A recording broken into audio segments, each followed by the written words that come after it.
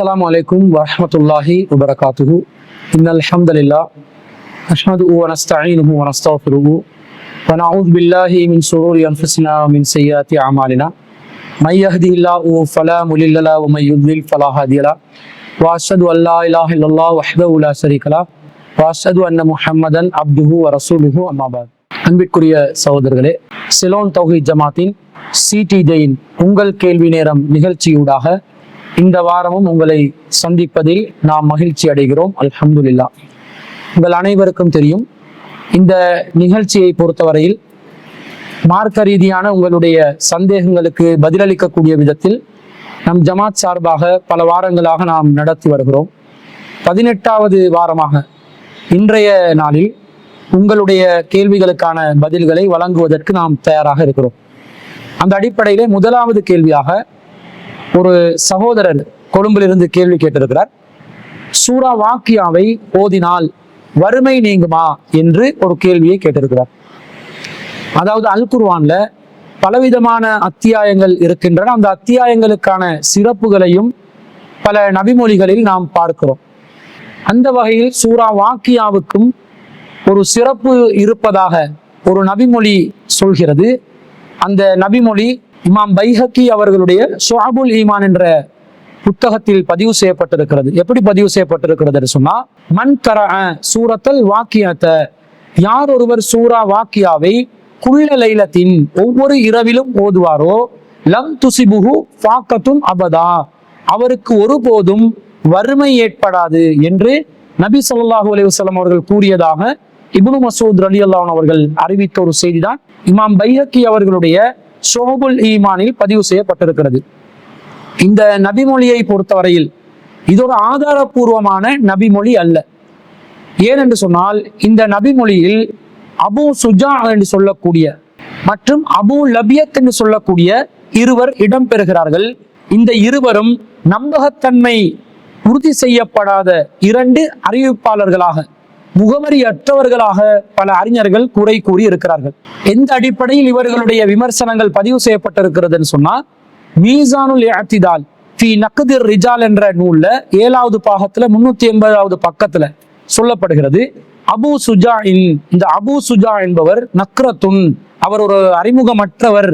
லா யுஅரஃபு அன் அபி லபியத்தின் வமின் அபு லபியத்தின் அன் இப்னு மஸ்ஊதின் அன் நபி ஸல்லல்லாஹு அலைஹி வஸல்லம், இவர் ரசூல் ஸல்லல்லாஹு அலைஹி வஸல்லம் அவர்களிடமிருந்து இப்னு மஸ்ஊத் ரலியல்லாஹு அன்ஹு அவர்கள் வழியாக அபு லபியா என்பவர் அறிவிக்கக்கூடியதாக இந்த அபு சுஜா என்பவர் அறிவிக்கிறார்.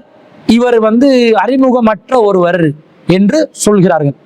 அதே போன்று லிசானுல் மீசான்ல 7வது பாகத்துல 60வது பக்கத்துல இந்த அபு சுஜா என்பவர் சம்பந்தமாக வருகிறது. நக்ரத்துன், இவர் அறிமுகமற்றவர். லா யஅரஃபு அன் அபி லைபத்தின், இவர் அபு லைபா ஊடாக அன் இப்னு மஸ்ஊதின், இப்னு மஸ்ஊத் வழியாக அறிவிக்கக்கூடிய ஃபீ கிராஅத்தி சூரத்தில் வாக்கியாத்தி, சூரத்துல் வாக்கியா சம்பந்தமாக அறிவிக்கப்படுகின்ற செய்தியை அறிவிக்கிறார். ஆனால் இவர் அறிமுகமற்றவர் என்று சொல்லப்பட்டுள்ளது.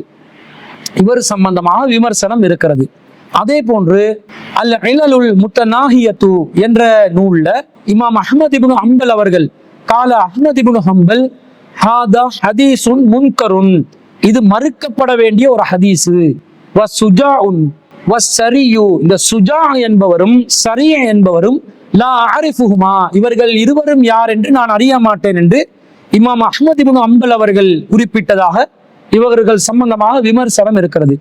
எப்போது ஒரு அறிவிப்பு சம்பந்தமாக அறிவிப்பாளர் வரிசையில விமர்சனத்தோடு ஒரு செய்தி பதிவு செய்யப்படுமோ அந்த செய்தியை நாம் ஏற்றுக்கொள்ள கூடாது என்ற நம்பகத்தன்மை இழந்து விட்டது.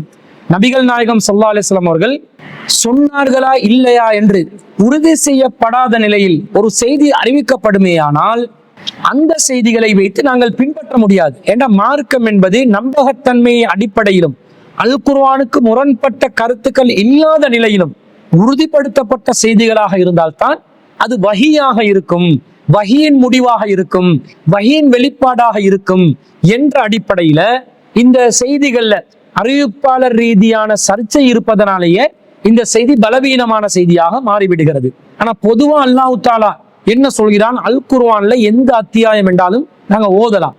ஃபக்ரஉ மா தயஸ்ஸர மினல் குர்ஆன், சூரத்துல் முஸம்மில் அல்லாஹ் சொல்கிறான், உங்களுக்கு குர்ஆன்ல இலகுவானதை லேசானதை ஓதுங்கள். அல்லாஹ்ட எந்த ஒரு வசனத்தை ஓதினாலும் அதுல பரக்கத் இருக்குது, அதுல ஷிஃபா இருக்குது.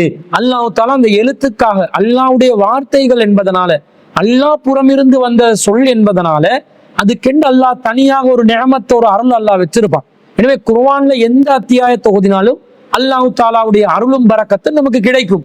ஆனா இதுதான் பரக்கத் என்றோ இதுதான் அருள் என்றோ பிரத்யேகமாக சொல்வதாக இருந்தால் அதை அல்லாஹ் தஆலா அல் குர்ஆனிலேயோ அல்லது நபிகள் நாயகம் ஸல்லல்லாஹு அலைஹி வஸல்லம் அவர்களுடைய பொன்மொழிகளிலேயோ தெளிவாக அறிவித்திருக்க வேண்டும். அப்படி அறிவிக்காத நாங்களாக இதுதான் அந்த சிறப்பு, இதுதான் அதுல இருக்கக்கூடிய விசேஷம் என்று நாங்களா சிறப்புகளை ஏற்படுத்தி சொன்னால் அது அல்லாஹ் ரசூல் மீது இட்டுக்கட்டிய பாவமாக மாறிவிடும். ரசூல் ஸல்லல்லாஹு அலைஹி சொல்றாங்க, மன் கஸப அலைய முத்தஅம்மிதன், யார் என் மீது வேண்டுமென்று இட்டு கட்டுகிறார்களோ ஃபல்யதபவ மக்அதஹு மினன் நார், அவர் தன் இடுப்புமிடத்தை நரகத்தில் ஒதுக்கி கொள்ளட்டும் என்று நபி ஸல்லல்லாஹு அலைஹி வஸல்லம் சொல்றாங்க. இந்த செய்திகள்ல நமக்கு பயங்கரமான ஒரு எச்சரிக்கை இருக்கிறது. ரசூலுல்லாஹ்வுடைய பேர்ல எதையுமே நாங்க இட்டு கட்ட முடியாது. அல்லாஹ்வின் தூதர் இதை சொன்னாங்களா இல்லையான்னு உறுதிப்படுத்த முடியாத நிலையில அல்லாஹ்வின் தூதர் தான் சொன்னார்கள் என்று நாங்கள் சொன்னால் அல்லாஹ்வின் தூதரின் மீது நாங்கள் இட்டு கட்டியதாக ஆகிவிடும். எனவே இந்த செய்தி அறிவிப்பாளர் வரிசையில பலவீனமான செய்தி என்பதனால இந்த செய்தியை நாங்கள் ஏற்று பின்பற்ற முடியாத நிலையில் இருக்கிறது.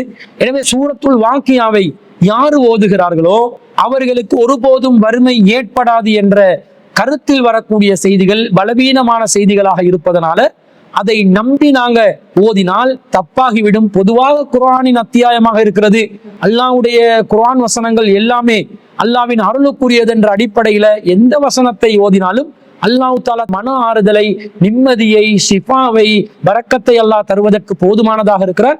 ஆனா பிரத்யேகமாக இந்த சிறப்பு இருக்கிறது என்று அல்லாஹ் ரசூல் உறுதிப்படுத்தாத பட்சத்தில் நாங்கள் அதை உறுதிப்படுத்தாமல், நாங்கள் அவ்வாறு சொல்லாமல் பொதுவாக குர்ஆனை ஓதுகிறோம் என்ற அடிப்படையில் ஓதலாமே தவிர விசேடங்களை, சிறப்புகளை நாங்களாக கற்பித்து சொல்வதற்கு நமக்கு மார்க்கத்திலே அனுமதி இல்லை. இது சூரத்துல் வாக்கியாவுக்கு மட்டுமல்ல, எந்த சூறாவாக இருந்தாலும் சரி, அல்லாஹ்வும் அல்லாஹ்வுடைய தூதரும் சிறப்பு இருப்பதாக சொல்லி இருந்தால், குர்ஆனில் இருந்தால் ஏற்று நடப்போம். ஹதீஸ்ல இருந்தால், அந்த ஹதீஸ் ஆதாரபூர்வமான அறிவிப்பாளர் வரிசையில் வந்திருந்தால், அந்த கருத்து குர்ஆனுக்கு முரண்படாமல் இருக்கும் நேரத்துல நாங்க அதை ஏற்று நடக்கணுமே தவிர மற்றபடி இந்த சிறப்புகள் சம்பந்தமாக பலவீனமான அறிவிப்புகள், இட்டுக்கட்டப்பட்ட அறிவிப்புகள், முர்சலான செய்தி, தொடர்பு அருந்திய செய்திகள், இந்த மாதிரி செய்திகள் வந்தால் அந்த செய்திகளை வச்சு நாங்கள் அதை நம்பி ஓதினால் அது தவறாகிவிடும். நம்முடைய நம்பிக்கை சரியான அடிப்படையில் அமைத்துக் கொள்வதற்காக சஹீஹான ஹதீஸ்களை மட்டும்தான் அடிப்படையாக வைத்துக் கொள்ள வேண்டும் என்பதையும் அந்த கேள்வி கேட்ட சகோதரர்களுடைய கேள்விக்கான பதிலாக நாங்கள் பதிவு செய்து கொள்கிறோம். இன்னும் ஒரு சகோதரி கம்பலையிலிருந்து ஒரு கேள்வியை கேட்டிருக்கிறாங்க. அவங்க என்ன கேட்கிறாங்கன்னா, எனது உம்மா தாயார் மரணத்திற்கு முன் கஃன் புடவை வாங்கி தயார் செய்து வைத்து வைக்க விரும்புகிறார், அதற்கு இஸ்லாத்தில் அனுமதி இருக்கிறதா என்று கேட்கிறாங்க. அதாவது அவங்க என்ன கேட்கிறாங்கன்னா, அந்த சகோதரியுடைய தாயார் தான் மரணிப்பதற்கு முன்பதாகவே தனக்காக பிரத்யேகமாக கஃன் துணியை தயாரித்து வைக்க நினைக்கிறார்கள். அதற்கு மார்க்கத்தில் அனுமதி இருக்குதா, மார்க்கம் அப்படி அதை அங்கீகரிக்கிறதா, மார்க்கத்தில் அது தடுக்கப்பட்டிருக்குதா என்ற சந்தேகத்தை தான் கேட்கிறாங்க. இது மார்க்கத்துல தடுக்கப்பட்ட ஒரு காரியமே இல்லை. தாராளமாக ஒருவர் தனக்காக பிரத்யேகமாக ஒரு கஃன் துணியை தான் மரணிப்பதற்கு முன்பதாக ஏற்படுத்தி கொள்வதற்கு மார்க்கத்துல முழுமையான அனுமதி இருக்கிறது. நேரடியாக இது சம்பந்தப்பட்ட ஒரு செய்தி சஹீஹுல் புகாரில 2093வது செய்தியாக சஹல் இப்னு சஅத் ரலியல்லாஹு அன்ஹு அவர்கள் அறிவிக்கக்கூடிய ஒரு செய்தி பதிவு செய்யப்பட்டிருக்கிறது. ஒரு முறை நபி ஸல்லல்லாஹு அலைஹி வஸல்லம் அவர்களிடம் ஒரு பெண்மணி வர்றாங்க, வந்து சொல்றாங்க, யா ரசூலல்லாஹ், அல்லாஹ்வின் தூதரே, இன்னி நஸத்து ஹாதிஹி பியதி, என்னுடைய கரத்தாலே இந்த ஆடையை நான் நெய்த்திருக்கிறேன், அக்ஸூகஹா, இதை உங்களுக்காக நான் நெய்த்திருக்கிறேன், நீங்கள் அதை அணிந்து கொள்ள வேண்டும் என்பதற்காக உங்களுக்காகவே நான் அதை நெய்த்து வந்திருக்கிறேன் என்று ரசூலுல்லாஹ்விடம் ஒரு ஆடையை கொடுக்கிறார்கள். நபி ஸல்லல்லாஹு அலைஹி வஸல்லம், ரசூல் ஸல்லல்லாஹு அலைஹி வஸல்லம் அதை பெற்றுக்கொண்டார்கள். முஹ்தாஜன் இலைஹா, அதன் மீது ஆர்வம் உள்ளவர்களாக நபி ஸல்லல்லாஹு அலைஹி வஸல்லம் அதை பெற்றுக்கொண்டார்கள். ஃபஹரஜ இலைனா வ இன்னஹா இஸாருஹு, பிறகு நபி ஸல்லல்லாஹு அலைஹி வஸல்லம் அவர்கள் அணிந்தவர்களாக நம் முன்னாடி அதை ஒரு வேட்டியாக அணிந்து கொண்டவர்களாக நம் முன்னாடி வந்தார்கள். ஃபகால ரஜுலும் மினல் கௌமி, ரசூலுல்லாஹ்வுடைய அந்த அவையில் இருந்த ஒரு மனிதர் சொன்னார், யா ரசூலல்லாஹ், இதை எனக்கு அணிவிக்க தாருங்கள் என்று அவர் கேட்டார். நபி ஸல்லல்லாஹு அலைஹி வஸல்லம் ஃபகால நஅம், ஆம் தருகிறேன் என்று சொல்லி ஃபஜலஸன் நபியு ஸல்லல்லாஹு அலைஹி வஸல்லம் ஃபில் மஜ்லிஸி சும்ம ரஜஅ, கொஞ்ச நேரம் ரசூலுல்லாஹ் சபையில உட்கார்ந்து இருந்துட்டு பிறகு திரும்பி சென்றார்கள். ஃபதவாஹா, பிறகு ரசூல் ஸல்லல்லாஹு அலைஹி வஸல்லம் அதை மடித்து சும்ம அர்ஸல பிஹா இலைஹி, அதை அவருக்கு அனுப்பி வைத்தார்கள்.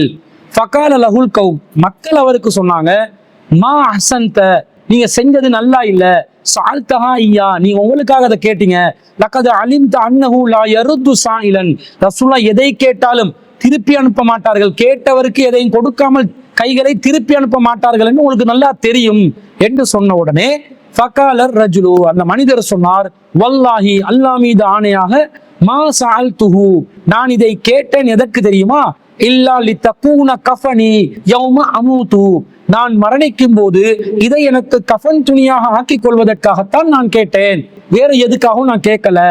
கால சஹல், சஹல் என்றவர் சொல்கிறார், ஃபகானத் கஃபனுஹு, அதுதான் அவருக்கு கஃபனாகவும் ஆனது என்று இந்த செய்தியில அறிவிக்கிறார்கள். அப்போ ஒருவர் தான் மரணிப்பதற்கு முன்பதாக ரசூல் ஸல்லல்லாஹு அலைஹி வஸல்லம் காலத்திலேயே தனக்காக ஒரு கஃபன் துணியை தயாரித்து வைத்துக் கொள்கிறார்கள். அதற்கு ரசூலுல்லாஹ் வேட்டியாக அணிந்து வந்த அந்த ஆடையையே பயன்படுத்தி கொள்கிறார்கள். இது ரசூலுல்லாஹ் உயிருடன் வாழும் காலத்திலே ஏற்பட்ட ஒரு நிகழ்வு. தனக்காக தான் மரணிப்பதற்கு முன்பதாக ஒருவர் கஃபன் துணியை ஒதுக்கிக் கொள்வது மார்க்கத்துல தடுக்கப்பட்ட ஒரு காரியமாக இருந்தால், நபிகள் நாயகம் ஸல்லல்லாஹு அலைஹி வஸல்லம் அவர்களுக்கு அது வஹி மூலம் அறிவிக்கப்பட்டு அது கண்டிக்கப்பட்டிருக்கும். அப்படி கண்டிக்கப்படலன்றதுல இருந்து என்ன விளங்குது, ஒருவர் தனக்காக கஃபன் ஆடையை தயாரித்து வைக்கலாம். தனக்கென்று சொல்லி சில பேர் என்ன பண்ணுவாங்கடா, உம்ரா சென்றால் அந்த எஹ்ராம் ஆடையை தனக்கு கஃபன் ஆடையாக அணிவியுங்கள் என்றெல்லாம் சொல்லி வைப்பாங்க. ஒருத்தர் விரும்பினா அதை செய்யலாம். அபூபக்கர் சித்திக் ரலியல்லாஹு அன்ஹு அவர்கள் தான் சக்கராத்துடைய நிலையில் இருக்கும் போது தனக்காக கஃபன் ஆடையாக புதிய ஆடைகளை பயன்படுத்த வேண்டாம், பழைய துணிகளை பயன்படுத்துங்க, ஏனென்றா அது மண்ணோட மண்ணாக போக போறது, இதுக்காக எல்லாம் புதிய ஆடைகளை பயன்படுத்துறது வேஸ்ட் ஆகும், அது வீணான காரியம் என்றெல்லாம் சொன்னதாக நாங்க செய்திகளை பார்க்கிறோம். இது ரசூலுல்லாஹ்வுடைய காலத்துக்கு பிறகு நடந்த ஒரு நிகழ்வு. ஆனா இந்த செய்தியோட அதுவும் ஒத்து போகுதா இல்லையா? அப்ப தனக்காக ஒருவர் ஒரு புதிய ஆடையோ அல்லது பழைய ஆடையோ பயன்படுத்திய ஆடையோ பிரத்யேகமாக ஒரு கஃபன் துணியாக முன்கூட்டியே ஒதுக்கி வைப்பதற்கு மார்க்கத்துல எந்த ஒரு தடையும் இல்லை என்பதை இந்த ஹதீஸிலிருந்து நாங்கள் நேரடியாக விளங்கிக் கொள்கிறோம். எனவே அந்த சகோதரியின் தாய்க்காக அந்த தாயே ஒரு கஃபன் துணியை பிரத்யேகமாக வைத்துக் கொண்டால், முன்கூட்டியே ஏற்பாடு செய்து கொண்டால், அது மார்க்க ரீதியாக எந்த தவறும் இல்லை என்பதை நமக்கு தெளிவாக விளங்குகிறது. அதை தாராளமாக அவர்கள் செய்து கொள்ளலாம் என்பதுதான் அந்த சகோதரியின் கேள்விக்கு நாங்கள் பதிலாக பதிவு செய்து கொள்கிறோம். இன்னொரு சகோதரர் என்ன கேட்கிறாருண்டா, அவருடைய பேரு தஸ்லீம் ஹனீஃபா, குவைத்திலிருந்து கேட்கிறார். வசதி படைத்தவர்கள் தங்களை ஆஜியார் என்று அழைக்கப்படுவதை விரும்புகிறார்கள்.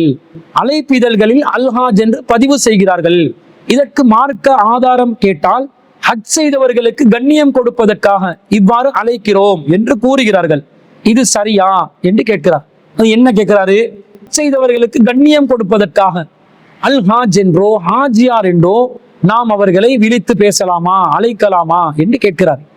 பொதுவாக முஸ்லிம்கள் ஹஜ்ஜுக்கு சென்று வந்தால் அவர்களுடைய பேருக்கு பின்னால அல் ஹாஜியார் என்றோ அல்லது முன்னாடி அல்ஹாஜ் என்றோ ஒரு வார்த்தையை சேர்த்து பயன்படுத்துவதை நாங்கள் நடைமுறையில் காண்கிறோம். எந்த அளவுக்கு பழக்கப்பட்டிருக்குதுன்னு சொன்னா, முஸ்லிம் அல்லாதவர்கள் கூட என்ன நினைக்கிறார்கள் என்றால், யாராவது ஒரு முஸ்லிம் ஒருவர் ஹஜ்ஜி செய்து வந்தால் இப்படி அல்ஹாஜ் என்று அல்லது ஹாஜியார் என்று அவர்களுக்கு பேரிலே பட்டம் சூட்டுவது மார்க்க ரீதியான ஒரு சடங்கு போல என்று நினைக்கிற அளவுக்கு எல்லாரும் மிகவும் கவனமாக அதை கடைபிடிச்சிட்டு வர்றாங்க.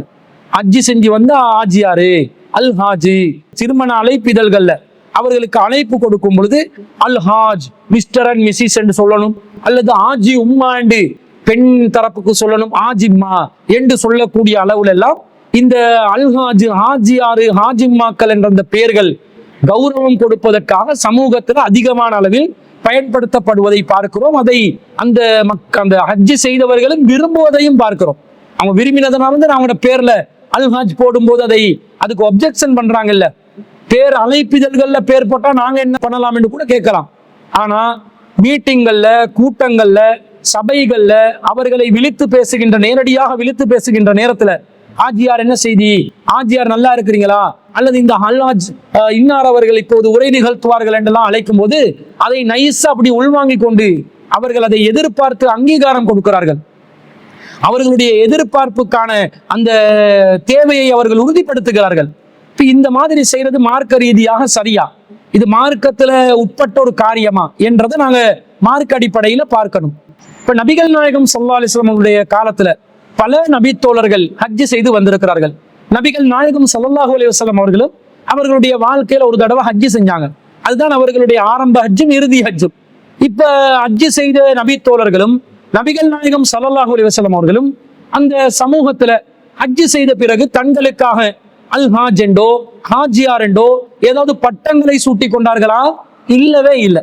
எந்த ஒரு நபிமொழியிலும் எந்த ஒரு சந்தர்ப்பத்திலும் எந்த ஒரு வரலாற்று நூலிலும் ஹஜ் செய்தவர்களை ஹாஜி பட்டம் கொடுத்து அல் ஹாஜ் என்று சொல்லி ஹாஜியார் என்று சொல்லி ஹாஜிம்மா என்று சொல்லி ஆண்களையும் பெண்களையும் அழைத்த வரலாறை நீங்க பார்க்க முடியாது.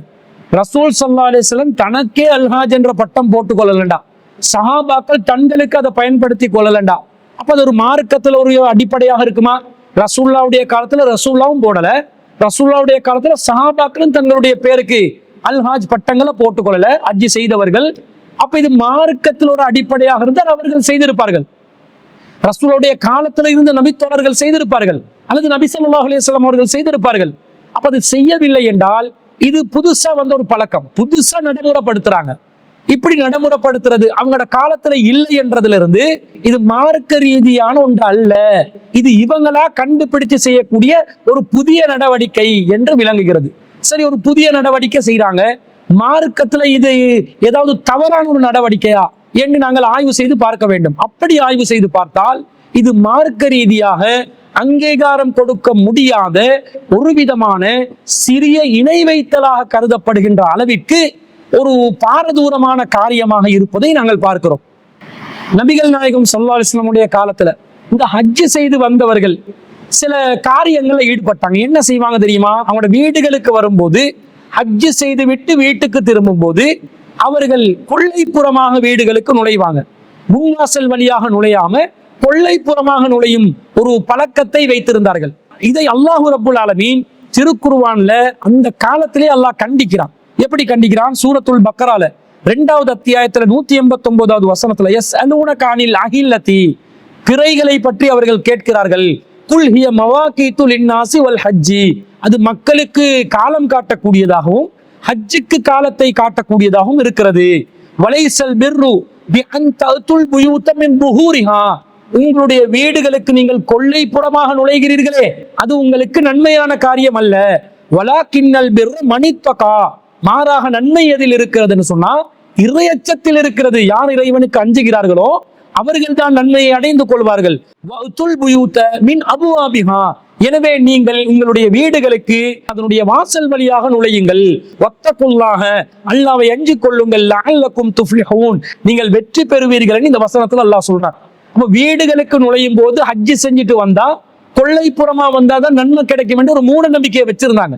அந்த மூட நம்பிக்கையை கூட இஸ்லாமிய மார்க்கம் தகர்த்தெறிகிறது. ஒரு சாதாரண விஷயம் என்று விட்டு வைக்கல. வீடுகளுக்கு கொள்ளைப்புறமா வர்றீங்க, அதை நன்மையா ஏன் நினைக்கிறீங்க? அது மார்க்கத்துல சொல்லப்பட்ட ஒரு விஷயமா? நீங்க முன்வாசல் வழியாவே வாங்க, வளமையா முன்வாசல் வழியா தானே வீட்டுக்கு வர்றீங்க, ஹஜ்ஜுக்கு சென்று வரும்போது அதையே செய்யுங்க, எதுக்கு மாற்றங்கள் செய்கிறீர்கள் என்று சாதாரணமா இருந்த ஒரு மூட நம்பிக்கையை கூட இஸ்லாமிய மார்க்கம் தகர்த்தறிவதை பார்க்கிறோம்.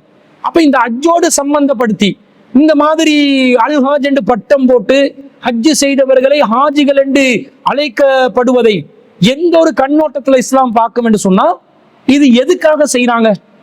பேருக்கு புகழுக்கு தானே செய்யறாங்க, தனக்கு ஒரு மரியாதை கிடைக்க வேண்டும் என்பதற்காக தானே செய்யறாங்க.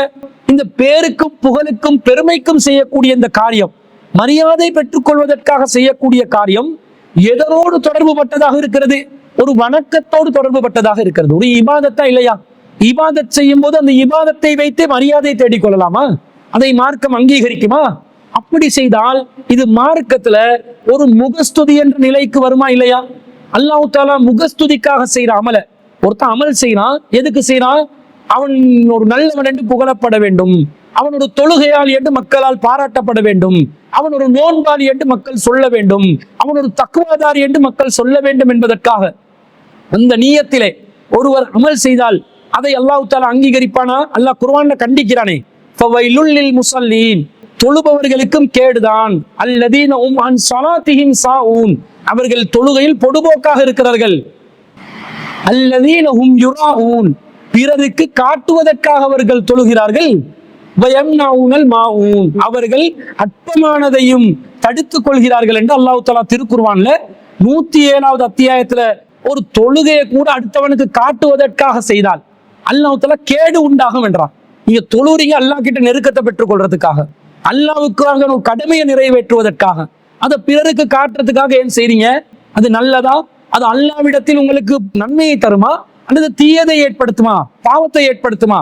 அடுத்தவனுக்கு காட்டுறதுக்காக நீங்க செய்யக்கூடிய காரியமாக இருந்தால் அது பாவம். அடுத்தவன் உங்களை மெச்சனும் என்பதற்காக நீங்க செய்த காரியங்கள் இபாதத்துகள் குறிப்பாக நீங்கள் செய்வீர்கள் என்று சொன்னா அது பாரதூரமான குற்றம் என்பதை அல்லாஹ் திருக்குர்ஆன்ல சொல்வதை நாங்கள் பார்க்கிறோம். எந்த அளவுக்கு என்று சொன்னா நபிகள் நாயகம் ஸல்லல்லாஹு அலைஹி வஸல்லம் சொல்றாங்க, இன்ன அஹ்வஃப மா அஹாஃபு அலைக்கும் ஷிர்குல் அஸ்கரு, உங்கள் விஷயத்தில் நான் கடுமையாக பயப்படுவது எது தெரியுமா? சிறிய இணை கற்பித்தலை நான் அஞ்சுகிறேன். காலு, சஹாபாக்கள் கேட்டார்கள், யா ரசூலல்லாஹ், அல்லாஹ்வின் தூதரே, வமஸ் ஷிர்குல் அஸ்கரு, சிறிய சிறுக்கு என்றால் என்ன என்று கேட்டார்கள். ரசூலுல்லாஹ் சொன்னாங்க, அர்ரியாஉ, முகஸ்துதிதான். இன்னல்லாஹ தபாரக வ தஆலா, மகத்துவமும் கண்ணியமும் நிறைந்த பாக்கியமும் நிறைந்த இறைவன், யகூலு யௌம துஜாஸல் இபாது பி அமாலிஹிம், மறுமையிலே அமல்களை அள்ளிக்கொண்டு வருபவர்களுக்கு அல்லாஹ் சொல்லுவான், இது ஹபுல்லதீன குன்தும் துரஊன பி அமாலிக்கும் ஃபித் துன்யா, உங்களுடைய துனியா வாழ்க்கையிலே உங்களுடைய இந்த அமல்களை துனியாவிலே நீங்கள் யாருக்கு காட்டுவதற்காக செய்து கொண்டிருந்தீர்களோ அவர்களிடம் நீங்கள் சென்று விடுங்கள். ஃபன்லுரு ஹல் தஜிதுன இந்தஹும் ஜஸாஅன், அவர்களிடம் உங்களுக்கு ஏதாவது பரிசு கிடைக்குமா என்று நீங்கள் பாருங்கள் என்று அல்லாஹ் தஆலா துரத்தி அடிப்பான் என்று. முகஸ்துதிக்காக செய்கின்ற அமல்களை அல்லாஹ் வீசி எறிவான் என்பதை நபிகள் நாயகம் ஸல்லல்லாஹு அலைஹி வஸல்லம் அவர்கள் சொன்னதாக மஹ்மூத் பின் லபீத் ரலியல்லாஹு அன்ஹு அவர்கள் அறிவிக்க முஸ்னத் அஹ்மதுல 22528வது செய்தியாக பதிவு செய்யப்பட்டிருக்கிறது. அப்ப முகஸ்துதிக்காக தொழுதால், முகஸ்துதிக்காக அமல் செய்தால் அல்லாஹ்விடத்தில் அதுக்கு நன்மை கிடைக்குமா? அப்ப நீங்க ஹஜ் செஞ்சீங்க யாருக்காக? அல்லாஹ்க்காக தானே செஞ்சீங்க. அல்லாஹ்வுடைய திருப்தியை பெற்றுக் கொள்வதற்காக தானே செஞ்சீங்க. அப்படி செஞ்ச ஹஜ்ஜ இந்த மக்கள் மத்தியிலே அதையே ஒரு பட்டமாக்கி, ஒரு மகுடமாக்கி, அதே ஒரு மதிப்புக்குரியதாக்கி மக்கள் உங்களை ஹஜ் செய்தவர் என்று அழைக்கணும் என்று ஏன் நீங்கள் எதிர்பார்க்கிறீர்கள்? பொதுவாக ஹஜ்ஜாஜிகள் என்றால் என்ன? ஹஜ் செய்யும் போதுதான் அவர்கள் ஹஜ்ஜாஜிகளாக இருப்பார்கள். ஆஜிகள் என்பவர்கள் ஹஜ் செய்யும் போது, உம்ரா செய்யும் போது அவர்கள் ஆஜிகளாக அழைக்கப்படுவார்கள். நீங்க யாருக்கு மக்காவுக்கு போனாலும், காபாக்கு போனாலும், நீங்க உம்ரா செஞ்சாலும் ஹஜ் செஞ்சாலும் ஹாஜிகளே வாருங்கள், ஹஜ்ஜாஜிகள், ஹஜ்ஜாஜிகள், யா ஹஜ்ஜாஜ் என்று சொல்லி அவர்கள் அழைப்பார்கள். அப்ப ஹஜ் செய்கின்ற அந்த உம்ரா செய்கின்ற காரியத்தில் ஈடுபடும் நேரத்தில் தான் நாங்கள் ஹாஜிகளாக இருப்போம். அந்த காரியத்திலிருந்து விடுபட்ட பிறகு எப்படி ஹாஜிகள் என்று அழைக்கப்படலாம்?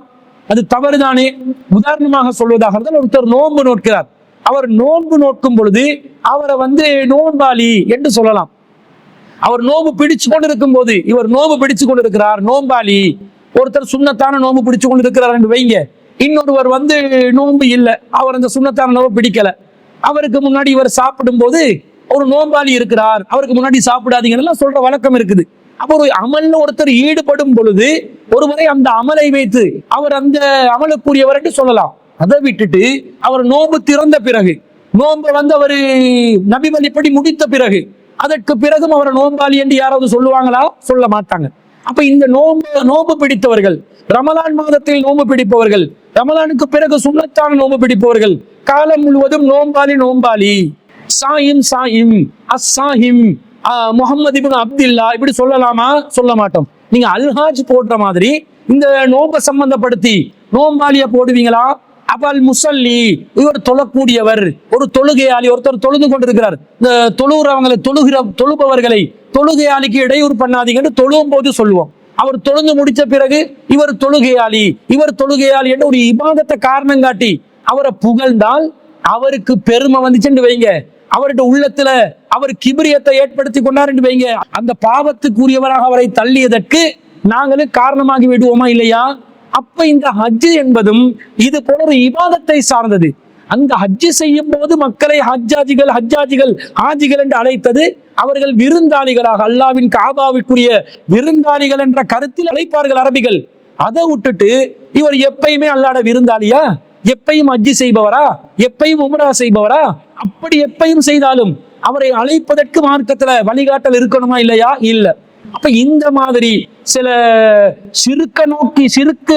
சிறிய சிறுக்களவுக்கு நம்மளை இழுத்து செல்லக்கூடிய அளவில் இருக்கக்கூடிய பாவங்களை விட்டு நாங்கள் விலக வேண்டும். அந்த காரியங்களை நாங்கள் ஈடுபடக்கூடாது.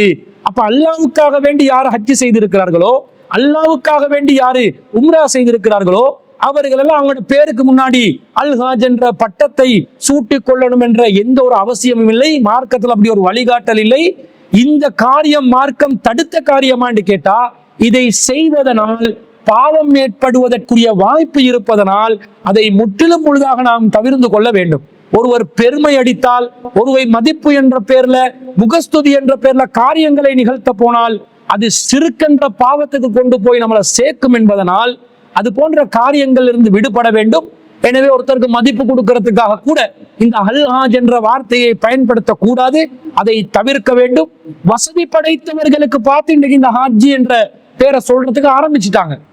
ஹஜ்ஜி செஞ்சாரோ இல்லையோ, ஒருத்தர் கொஞ்சம் கொழுத்த பெருத்த ஆளா இருந்தா, உடம்பு பருமனை சொல்லல, வசதி படைத்தவராக இருந்தாலே ஹாஜி என்ன செய்றீங்க, ஹாஜி சோமா இருக்கிறீங்களா, அந்த ஹாஜி கிட்ட கேளுங்க, ஹாஜி வரட்டும் என்று சொல்லி ஹாஜியை ஒரு தனி இடத்துல கொண்டு போயிட்டு வச்சு அவருக்கு சமூகத்துல ஒரு அந்தஸ்து இருக்கிறதா காட்டி அந்த லெவலுக்கு கொண்டு வந்து இந்த வார்த்தையை கொண்டு வந்து வச்சுட்டாங்க.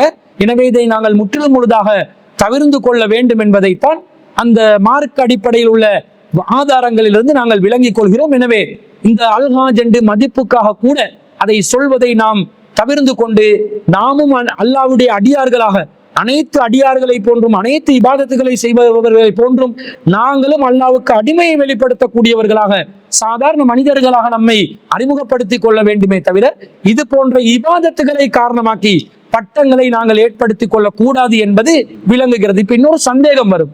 இப்போ ஒவ்வொருத்தர் தன்னுடைய குவாலிபிகேஷன், எஜுகேஷன் குவாலிபிகேஷனை பின்னாடி போடுறாங்க. மருத்துவராக இருக்கக்கூடியவர் தன்னை டாக்டர் என்று போடுவாரு, பின்னாடி எம்பிபிஎஸ் என்று போடுவாரு. அல்லது ஒரு அக்கௌண்டனாக இருக்கிறவர் சார்ட்டர்ட் அக்கௌண்டன்ட் என்று போடுவாரு. லோயராக இருக்கிறவர் அட்டார்னி அட் லோ என்று போடுவாரு. இன்ஜினியராக இருக்கிறவர் என்ஜினியர் என்று போடுவாரு. இது போடுறது தவறான்னு கேட்டா, இது மதிப்புக்காக, கௌரவத்துக்காக, முகஸ்துதிக்காக போடுறது இல்லை. இது ஒருவருடைய துறை சார்ந்த ஒரு நிபுணத்துவத்தை அடையாளப்படுத்திக் கொள்வதற்காக போடக்கூடியது. அது அவர்களுடைய கல்வி தகமையில இந்த ஃபீல்ட்ல இவங்களுக்கு எக்ஸ்பீரியன்ஸ் இருக்குது, இவங்க கிட்ட அட்வைஸ் எடுக்கலாம், இவங்களை அணுகினா இந்த காரியத்தை சாதிச்சு கொள்ளலாம் என்பதை அறிந்து கொள்வதற்காக கல்வி தகமைகளை போடுவதை பார்க்கணுமே தவிர இது அப்படிப்பட்ட ஒன்றில் அல்ஹாஜ் என்பது அப்படிப்பட்ட ஒன்றல்ல. அது மார்க்க ரீதியான ஒரு சாயலில் வரக்கூடிய ஒன்று என்பதனால் அதை நாம் தவிர்த்து கொள்வதுதான் மார்க்க அடிப்படையிலான வழிகாட்டலாக இருக்கிறது என்பதை அந்த சகோதரருடைய கேள்விக்கு பதிலாக பதிவு செய்து கொள்கிறோம். அடுத்ததாக 2-3 சகோதரர்கள் இந்த கேள்வியை கேட்டிருக்கிறாங்க. என்ன கேட்கிறாங்கன்னா, இஸ்லாத்தில் கண்திருஷ்டி என்பது உண்மையா என்ற கருத்தில் கேள்வி கேட்கிறாங்க. ஒருத்தர் எப்படி கேட்கிறாருண்டா, கண்ணூறு பலிக்குமா, இஸ்லாத்தில் கண்திருஷ்டி என்பது உண்மையா, இதை இஸ்லாம் அங்கீகரிக்கிறதா, இது குறித்து நபிமொழிகளில் பல தகவல்கள் உள்ளன, புகாரில முஸ்லிம்ல வரக்கூடிய ஹதீஸ் எண்களை பதிவு செஞ்சு, பொறாமை கொண்டு அல்லது ஆச்சரியமான பார்வை ஒருவர் மீது விழும்போது அதன் மூலம் அவருக்கு தீங்கு ஏற்படும் என்பதை இஸ்லாம் ஏற்றுக்கொள்கிறதாண்டு வரக்கா முறையை சேர்ந்த சகோதரர் சிப்பான் அவர்கள் கேள்வி கேட்டிருக்கிறார். இதே போல மாத்தளையை சேர்ந்த சகோதரி ஒருவர் கேள்வி கேட்கிறாங்க, கண்ணூர் என்பது இஸ்லாத்தில் உள்ளதா என்று கேட்கிறாங்க. அதே போன்று ஒரு ஹதீஸ மேற்கோள் காட்டி இந்த ஹதீஸின் நிலை என்ன என்று சகோதரர் தௌசீக் அவர்கள் கேட்கிறார்கள். அவர் அதுல ரசூல் ஸல்லல்லாஹு அலைஹி வஸல்லம் ஒரு துஆ சொல்றாங்க, அஊது பி கலிமாத்தில்லாஹி தாம்மத்தி மின் குல்லி ஷைத்தானின் வஹாம்மத்தி வ மின் குல்லி ஐனின் லாம்மா என்று சொல்லக்கூடிய புகாரில 3371வது ஹதீஸ மேற்கோள் காட்டி கேட்கிறாங்க. இவங்க எல்லாத்துடையும் கேள்வியில சாராம்சம் என்னன்னா, இஸ்லாத்துல கண் திருஷ்டி உண்டா, கண்ணேறு என்பது இஸ்லாத்தில் இருக்கிறதா என்பதுதான் அவர்களுடைய கேள்வியின் சாராம்சமாக இருப்பதை பார்க்கிறோம். இந்த கண்ணோரி என்பது சம்பந்தமாக ஹதீஸ் நூட்கள்ல அறிவிப்பாளர் வரிசை, நம்பகமான வரிசையில் பல செய்திகள் அறிவிக்கப்பட்டிருப்பதை பார்க்கிறோம். உதாரணமாக அபூ ஹுரைரா ரலியல்லாஹு அன்ஹு அவர்கள் அறிவிக்கக்கூடிய ஒரு ஹதீஸ் புகாரில 5740வது செய்தியா வருது, அல் ஐனு ஹக்குன், கண் திருஷ்டி என்பது உண்மையே என்று ஒரு செய்தி வருது. அதே போல நபிகள் நாயகம் ஸல்லல்லாஹு அலைஹி வஸல்லம் அவர்கள் சொன்னதாக புகாரில 5738வது செய்தியில ரசூல் ஸல்லல்லாஹு அலைஹி வஸல்லம் கண் திருஷ்டிக்காக ஓதி பார்க்க சொன்னாங்க என்ற மாதிரி கருத்துல ஒரு செய்தி வருது. அன் ஆயிஷா ரலியல்லாஹு அன்ஹா காலத், ஆயிஷா ரலியல்லாஹு அன்ஹா சொன்னாங்க, அமரணி ரசூலுல்லாஹி ஸல்லல்லாஹு அலைஹி வஸல்லம், ரசூல் ஸல்லல்லாஹு அலைஹி வஸல்லம் எனக்கு கட்டளையிட்டார்கள், அவ் அமர ஐயுஸ்தர்கா மினல் ஐனி, அல்லது கண்ணூரில் ஏற்படக்கூடிய தீயவற்றிலிருந்து விடுபடுவதற்காக ஓதி பார்க்குமாறு நபி ஸல்லல்லாஹு அலைஹி வஸல்லம் அவர்கள் கட்டளையிட்டார்கள் என்ற ஒரு செய்தி வருது. அதே போல அனஸ் ரலியல்லாஹு அன்ஹு அவர்கள் அறிவிக்கக்கூடிய சஹீஹ் முஸ்லிம்ல 4072வது செய்தியில அனஸ் இப்னு மாலிக்கின் ஃபிர் ருகா, அனஸ் இப்னு மாலிக் ரலியல்லாஹு அன்ஹு அவர்கள் அறிவிக்கிறார்கள், ஓதி பார்ப்பது சம்பந்தமாக வரக்கூடிய செய்தியில கால ருஹிஸ ஃபில் ஹுமதி வன் நம்லதி வல் ஐனி, அல்லாஹ்வின் தூதர் ஸல்லல்லாஹு அலைஹி வஸல்லம் கண்ணூருக்காகவும் விசக்கடிக்காகவும் சின்னம்மை ஆகியவற்றுக்காக ஓதி பார்ப்பதற்கு அனுமதி தந்தார்கள் என்ற ஒரு செய்தி வருது. அதே போல நபி ஸல்லல்லாஹு அலைஹி வஸல்லம் அவர்கள் கூறியதாக புகாரில 5705வது செய்தியில கால லா ருக்கியத இல்லா மின் ஐனின் அவ் ஹுமத்தின், இதை இம்ரான் இப்னு உசைன் ரலியல்லாஹு அன்ஹு அவர்கள் அறிவித்ததாக ஒரு செய்தி வருகிறது. ஓதி பார்த்தல் என்பது கண்ணேறு அல்லது விஷக்கடி தவிர வேறு எதற்காகவும் இல்லை என்று சொன்னதாக ஒரு செய்தி வருகிறது. அதே போன்று சஹீஹுல் புகாரியிலே 5739வது செய்தியில நபி ஸல்லல்லாஹு அலைஹி வஸல்லம் ஒரு முறை கடந்து வரும்போது, இது உம்மு சலமா ரலியல்லாஹு அன்ஹா அவங்களை அறிவிக்கிறதா வருது, ரஆஃபி பைத்திஹா ஜாரியத்தன், ரசூல் ஸல்லல்லாஹு அலைஹி வஸல்லம் உம்மு சலமா ரலியல்லாஹு அன்ஹா வீட்டுக்கு அருகில ஒரு சிறுமியை பார்க்கிறாங்க. ஃபீ வஜ்ஹிஹா ஸஃபஅத்துன், அந்த சிறுமியின் முகத்தில் கருண் சிவப்பான படர்தார்மறை ஒன்று இருந்தது. ஃபகால, ரசூலுல்லாஹ் அவங்களுக்கு சொன்னாங்களாம், இஸ்தர்கூலஹா, அவருக்கு நீங்க ஓதி பாருங்க, ஃபஇன்ன பிஹன் நலுரா, அவருக்கு ஒரு பார்வை விழுந்துள்ளது என்று ஒரு செய்தி வருது. அதே போன்று சஹீஹ் முஸ்லிம்ல 4405வது செய்தியாக அல் ஐனு ஹக்குன், கண்ணூர் என்பது உண்மை, வலவுக்கான செய்உன் சாபக்கல் கதற, விதியை ஒரு காரியம் முன்னோக்கி செல்லும் என்றால் முஞ்சும் என்று சொன்னால் சபக்கத்துகுல் ஐனு, அதை கண்ணுதான் என்ன செய்யும், கண்ணேறுதான் முந்திக் கொள்ளும். உங்களுக்கு யாராவது கண்ணூரின் காரணமாக கழுவி தருமாறு கேட்டால் நீங்கள் அவர்களுக்காக கழுவி கொடுங்கள் என்று நபி ஸல்லல்லாஹு அலைஹி வஸல்லம் சொன்னதா வருது. அதே போன்று சஹீஹ் முஸ்லிம்ல 4423வது செய்தியில ஜாபிர் இப்னு அப்துல்லா ரலியல்லாஹு அன்ஹு அவங்க அறிவிக்கிறதா ஒரு செய்தி வருது. ரசூல் ஸல்லல்லாஹு அலைஹி வஸல்லம் பாம்பு கடிக்காக வேண்டி ரஹஸன் நபி ஸல்லல்லாஹு அலைஹி வஸல்லம் லி ஆலி ஹஸ்மின், ஹஸ்ம் குடும்பத்தாருக்கு ஓதி பார்ப்பதற்கு ரசூல் ஸல்லல்லாஹு அலைஹி வஸல்லம் அனுமதி கொடுத்தாங்க. எதுக்கு? ஃபீ ருக்பத்தில் ஹய்யதி, பாம்பு கடிக்காக ஓதி பார்க்கறதுக்கு அனுமதி கொடுத்ததாகவும், வகால லி அஸ்மா பின்த் உமைஸ், அஸ்மா பின்த் உமைஸ் அவர்களிடம் ரசூலுல்லாஹ் கேக்குறாங்க, மாலி அரா அஜ்ஸாம் பனி அஹி சாரிகத்தன் துஸீபுஹுமுல் ஹாஜது, ஜாஃபர் இப்னு அபீ தாலிபுடைய குடும்பத்தாருக்கு என்ன நேர்ந்தது, அவர்கள் உடல் மெலிந்தவர்களாகவும் அவர்களுக்கு என்றைக்கும் வறுமையாகவும் உள்ளதே என்று நபி ஸல்லல்லாஹு அலைஹி வஸல்லம் கேட்டாங்களாம். அப்ப அதுக்கு அஸ்மா பின்த் உமைஸா அவங்க சொல்றாங்க, காலத் லா வலாக்கின்னல் ஐனு துஸ்ரிஉ இலைஹிம், அல்லாஹ்வின் தூதரே, அது அவர்களுக்கு அடிக்கடி கண்ணூறு ஏற்படுது, அதனால தான் அவங்க மெலிஞ்சி போறாங்க என்று சொன்னதாகவும், கால இர்கீஹிம், அவங்களுக்கு ஓதி பாருங்களே அப்படின்னு சொன்ன உடனே காலத் ஃபஅரல்து அலைஹி, அவங்க மந்திரிக்கிற முறைகள் எல்லாத்தையும் ரசூலுல்லாஹ்க்கு எடுத்து காட்டினாங்களாம். ரசூலுல்லாஹ் சொன்னாங்களாம், ஃபகால இர்கீஹிம், அவங்களுக்காக நீங்க இதனை கொண்டு ஓதி பாருங்க என்று சொன்னதாக ஒரு செய்தி வருது. அதே போன்று கண்ணீருக்காக ஓதி பார்க்க வேண்டும் என்று ரசூல் ஸல்லல்லாஹு அலைஹி வஸல்லம் சொன்னதாக சஹீஹ் முஸ்லிம்ல 4402வது செய்தியிலும், அந்த சகோதரர் சொன்ன செய்தி உள்ளடங்கிய புகாரில 3371வது செய்தியாகவும் பல அறிவிப்புகள் கண்ணீர் சம்பந்தமாக அறிவிக்கப்பட்டிருக்கிறத பார்க்கிறோம். இது எல்லாத்தையும் பார்க்கும் பொழுது இவ்வளவு அறிவிப்புகள் வருது, இந்த அறிவிப்புகள் இவ்வளவு இருப்பதனால கண்ணீருக்கு ஒரு தாக்கம் இருக்குது, ஒரு சக்தி இருக்குது என்று பலவிதமான அறிஞர்கள் ஒரு முடிவெடுத்து இருக்கிறார்கள்.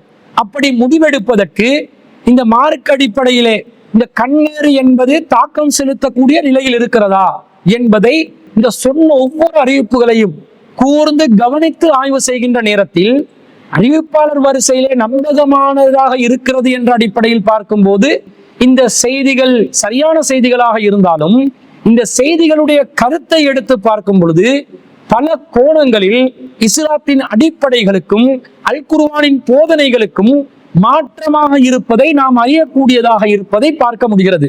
அது எப்படி மாற்றமாக இருக்கிறது என்பதை நாங்கள் ஒவ்வொன்றாக அலசி ஆராய வேண்டும். இதுல முதலாவது பாருங்க, கண்ணீர் என்பது உண்மை என்று வந்துச்சு. அது மட்டும் வந்துச்சா? அது மட்டும் வரல. யாராவது கண்ணீர் பட்ட நிலையில் உங்களிடம் கழுவி கேட்டால் அவர்களுக்கு நீங்க கழுவி கொடுங்க அப்படின்னு வருது. எதை கழுவி கேட்டா எதை கழுவி கொடுக்கணும்? அந்த ஹதீஸ்ல எப்படி வருது? ரசூலா சொல்றாங்களாம், அல் ஐனு ஹக்குன், கண்ணேர் உண்மை, கண்ணேர் என்பது உண்மை. வலவுக்கான செய்யும் சாபக்கல் கதிர சபக்கத்துன் ஐனு, விதியில ஒன்று எழுதப்பட்டிருக்குது, அந்த விதியை மாத்தக்கூடிய ஒன்று இருக்குமென்றா இந்த கண்ணு தான் மாத்தும். ஒருத்தட்ட கண் பார்வை பட்டி சென்று வைங்க, ஒருத்தட்ட தலை வீதியில எழுதிக்கிற ரிசுக்க கூட அதை மாத்திரலாம் என்ற அளவுக்கு பவர்ஃபுல் ஆனது. அதே போன்று உங்களுக்காக ஒருவர் கழுவி கேட்டால் கழுவி கொடுங்க என்று ஹதீஸ்ல வருது. சஹீஹ் முஸ்லிம்ல 4405வது ஹதீஸ். இதை எப்படி நாங்க அறிந்து கொள்வது? எனக்கு கண்ணேறு பட்டு சென்று வைங்க, உங்களுடைய யாராவது ஒரு ஏ என்ற நபருடைய கண்ணீர் பட்டதாக நான் எப்படி முடிவெடுக்கிறது? அதுக்கு எனக்கு என்ன அதிகாரம் இருக்குது? எனக்கு மறைவான ஞானம் இருக்குதா? ஏ என்ற நபருடைய கண்ணு பட்டுதான் எனக்கு பாதிப்பு ஏற்பட்டுள்ளது என்பதை நான் எப்படி அறிந்து கொள்வேன்? அறிந்து கொள்வதற்கு சாத்தியம் இருக்கிறதா? அல்லாஹ்வின் தூதராக இருந்தால் வஹி மூலம் அறிவிக்கப்பட்டு அறிந்து கொள்ளலாம் என்று ஒரு முடிவெடுக்கலாம். அல்லாஹ்வின் தூதர் அல்லாதவர்களுக்கு இது சாத்தியம் இருக்குதா? இல்லை. அப்படி ஒருவருடைய கண்ணேறு பட்டதை நான் முன்கூட்டியே அறிந்து கொண்டால்தான் அந்த நபரிடம் போய் நான் கழுவி தருமாறு கேட்கலாம். எதையோ கழுவி கேட்கணும், எதை கழுவி கேட்கணும் என்று வரல, எதையோ கழுவி கேட்கணும் என்று வருதா இல்லையா? அவர் முகத்தை கழுவி தரலாம், கையை கழுவி தரலாம், காலை கழுவி தரலாம், தலையை கழுவி தரலாம், அல்லது அவர் ஏதோ ஒரு உறுப்பை கழுவி தரலாம். அந்த தண்ணீரை எடுத்து நான் என்ன செய்யணும் என்று பார்த்தால் அதுக்கு விளக்கமாக ஒரு செய்தி வருது. எப்படி செய்தி வருது? இப்னு ஹிப்பான்ல 6212வது செய்தியில சஹல் இப்னு ஹனீஃப் என்று சொல்லக்கூடிய நபி தோழர் அறிவிக்கிறார். சஹல் ரலியல்லாஹு அன்ஹு அவர்கள் குளித்துக் கொண்டிருந்ததை பார்த்து ஆமிர் இப்னு ரபியா என்றவர் சொல்கிறார்கள், மா ரஅய்து கல் யௌமி வலா ஜல்த கத்ரா, இந்த மாதிரி ஒரு செம்மையான நிறமுள்ள தோளுள்ள ஒருவரை நான் பார்த்ததே இல்லை என்று சொன்ன உடனே அவர்கள் இந்த இடத்திலேயே உடனடியாக மூர்ச்சையிலிருந்து விழுந்து விட்டார்கள். அவர் கொண்டு வரப்படுகிறது. அவ கேட்கிறாங்க, யா ரசூல் அல்லாஹ், சஹல் என்பவர் மூர்ச்சையிலிருந்து விழுந்ததை ரசூலாவுக்கு எத்தி வைக்கப்படுகிறது. அல்லாஹ்வின் தூதரே, அவர் உங்களுடன் செல்லக்கூடிய ஒருவராக இல்லை.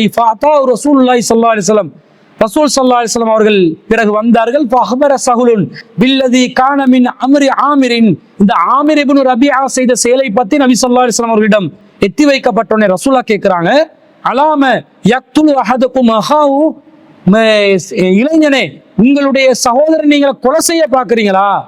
அலா புர்ரிக்த, நீங்கள் அவர்களுக்கு நல்லதை செய்திருக்க கூடாதா? அவருக்குரிய நல்ல காரியமாக நீங்கள் நடந்திருக்க கூடாதா? இன்னல் ஐன ஹக்குன், கண்ணர் என்பது உண்மையானது. தவல்ல அலஹு, அப்ப ஆமிர் இப்னு ரபியா என்பவர் என்ன செய்தார்? உலு செய்து கொடுத்தார். ஃபதவல்ல அலஹு ஆமிருன், ஆமிர் என்பவர் உலு செய்து கொடுத்தார்.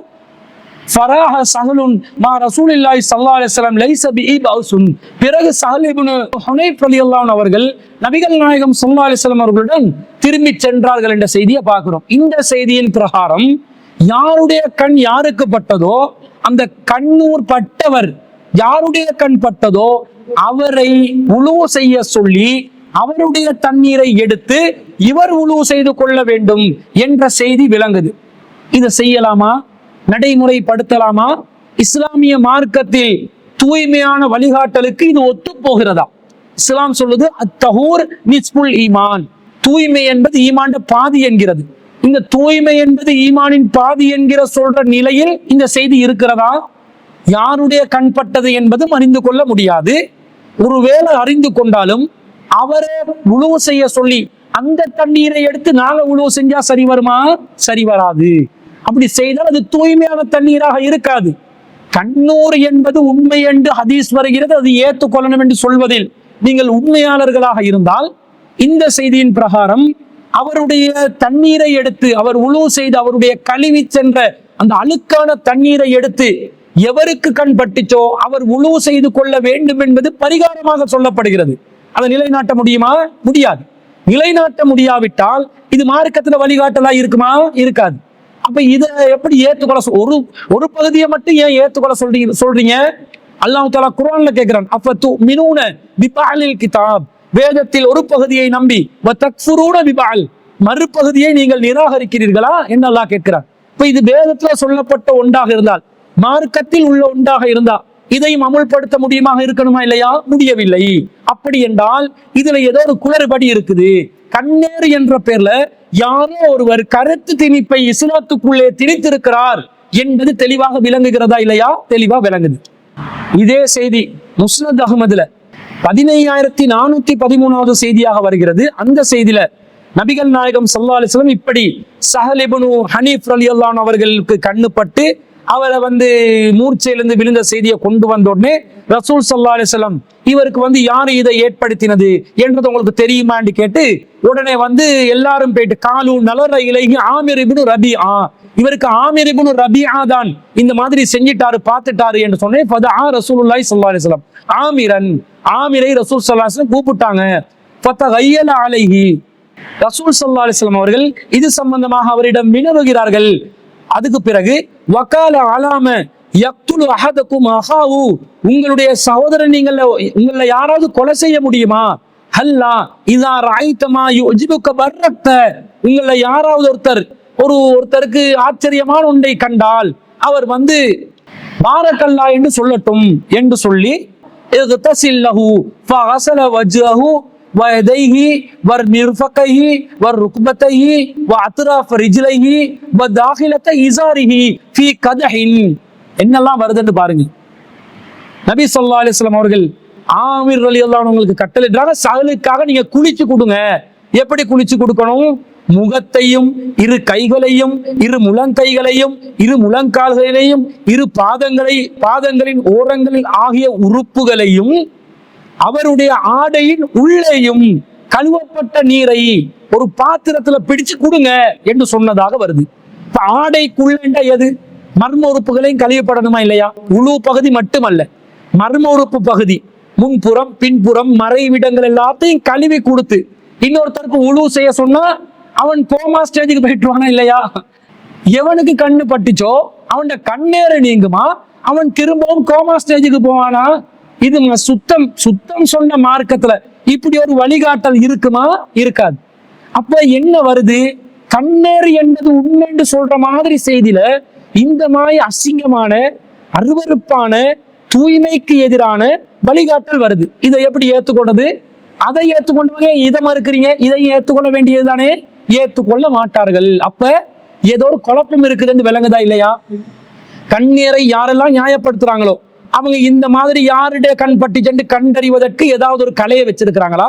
அல்லது ஏதோ ஒரு கலை மூலம் கண்டறிந்தாலும் அவரை குளிக்க சொல்லி மறைவிடங்கள் எல்லாம் கழுவித்தர சொல்லி உழு செய்ய சொல்லி அந்த தண்ணீர் எடுத்து கண்ணு பட்டவருக்கு உழு செய்ய வைப்பாங்களா? மார்க்க தீர்ப்பு ஃபத்வாக்கள் இப்படி வழங்குவார்களா? வழங்க மாட்டார்கள். அப்ப பிழையான கருத்து விளங்குது. அடுத்தது பாருங்க, கண்ணுக்கு என்ன சக்தி இருக்குது? கண் ஒவ்வொரு உறுப்புக்கும் ஒவ்வொரு சக்தி இருக்குது, இல்லாம இல்லை. அப்ப கண்ணுக்கு இருக்கக்கூடிய ஒரு சக்தி என்னன்னா, கண்ணால பார்க்கும் சக்தி இருக்குது. ஒன்றை பார்க்கலாம், அதுக்கு ஒரு எல்லை இருக்குது, அந்த எல்லையை தாண்டி பார்க்க முடியாது. அப்ப விஷுவல் லிமிட் ஒன்று இருக்குது, அந்த விஷுவல் லிமிட்டுக்குள்ள எதையும் பார்க்கலாம். அடுத்த கண்ணால் என்ன செய்யலாம்டா, கண்ணால எதிர்ப்பாலை கவரலாம். ஒரு பெண்ணுக்கு ஆணையும் ஆணுக்கு பெண்ணையும் கண்ணால கவரலாம். கொஞ்சம் ஒரு மாதிரி கண்ணை ஒரு மாதிரியா வச்சு பார்த்தா அது ஒரு விதமான ஒரு கவர்ச்சியை உண்டு பண்ணும். கண்ணை அடிச்சு பெண்களை மயக்கிறது, கண்ணை கண்ணால பார்த்து மயக்கிறது, இந்த மாதிரி வேலைகளை பண்ணலாம். அடுத்தது கண்ணால் என்ன செய்யலாம்? ரஃப்பா இருக்கலாம், ரஃப்பா காட்டலாம், கோபத்தை காட்டலாம். அப்படியே கண்ணை விழி பிதுங்கி கொண்டு வெளியே வர மாதிரி எடுத்து பார்த்த வேண்டாம், இவன் கோபத்தில் இருக்கிறான், மேற்படியான் கோபத்தில் இருக்கிறான், எனவே நைசா நலிவிடணும் என்றது விளங்க வைக்க கண்ணை பயன்படுத்துவான். இதை விட்டுட்டு கண்ணை வச்சு கொண்டு ஏதாவது மேஜிக் பண்ணலுமா? இந்த இருக்கிற சேர் எல்லாத்தையும் மேல பறக்க வைக்கலுமா? ஒரு மனுஷனை மேல பறக்க வைக்கலுமா? அல்லது ஒரு பொருளை உடைக்கலுமா? ஏலா. ஏன்னா நோக்கு வர்மம் என்று சொல்லி எல்லாம் பொய்ய விடுவாங்க. ஏழாம் அறிவு இருக்கிறது, நோக்கு வர்மம் இருக்கிறதுன்னு ஒரு நோக்கம் கிடையாது, ஒரு நோக்கு வர்மமும் கிடையாது. எவனை ஹிப்னோட்டிசம் பண்ணி கண்ணால ஒருவனையும் வீழ்த்த முடியாது. அப்படி வீழ்த்துவதாக சொல்பவர்கள் எல்லாம் ஃப்ராடு பேர்வழிகள். ஒண்ணுமே அப்படி ஒரு சக்தியை கொடுக்கவில்லை. அப்படி ஒரு சக்தி எல்லாம் கொடுத்திருந்தா அது நடைமுறையில் இருக்கணும். அப்படி யாருக்காவது செய்யலாமா? நம்மளை ஹிப்னோட்டிசம் பண்ண சொல்லுங்க, கண்ணால ஹிப்னோட்டிசம் பண்ணி நம்மளை மயக்க சொல்லுங்க, மயக்க முடியுமா? முடியாது. தூங்க வைக்கிறதுக்குரிய ஏற்பாடு, அதுக்குரிய செட்டப்பை பண்ணி தூக்க மாத்திரையை கொடுத்தா தூங்குவானே தவிர ஒருத்தரை வந்து கண்ணாலேயே மயக்கி அப்படியே அவனை மூர்ச்சியிலிருந்து விழ வச்சு இந்த சக்தி கொடுக்கப்படல. சரி, இது நாங்க அறிவியலா பேசுறது தானே. அந்த ஹதீஸ்ல என்ன வருது? சாலிபுன் ஹனீஃப் ரலியல்லாஹு அன்ஹு அவர்களை ஆமீர் இப்னு ரபியா அவர்கள் என்ன அழகு என்று சொன்ன உடனே அவர் மூர்ச்சியிலிருந்து விழுந்தார் என்று சொல்லப்பட்டதா தானே வருது. இன்னைக்கு ஒரு மனிதன் பெண்களை பார்த்தோ, சினிமா நடிகைகளை பார்த்தோ, அல்லது அழகானவர்களை பார்த்து ஆணோ பெண்ணோ என்ன அழகு என்று சொல்லக்கூடிய நிலைகள் வருவதில்லையா? வருகிறது. இப்படி சொன்ன உடனே ஆக்கள் எல்லாம் கீழே விழுறாங்களா? விழவில்லை. இது மாத்திரமல்ல, யூசுப் அலைஹிஸ்ஸலாம் அவர்களுடைய அழகுக்கு நிகரான ஒரு அழகு இல்லைன்றதை நாங்கள் கேள்விப்பட்டிருக்கிறோம். அதை பத்தி அல் குர்ஆன் அல்லாஹ் சொல்லும் போது அந்த பெண்கள், சதி செய்த பெண்கள் யூசுப் அலைஹிஸ்ஸலாம் அவர்களை பெண்கள் மத்தியிலே நடமாடுவதற்கு கட்டளையிடுகிறார்கள். அந்த நேரத்தில் யூசுப் அலைஹிஸ்ஸலாத்தை பார்த்து என்ன சொன்னாங்க?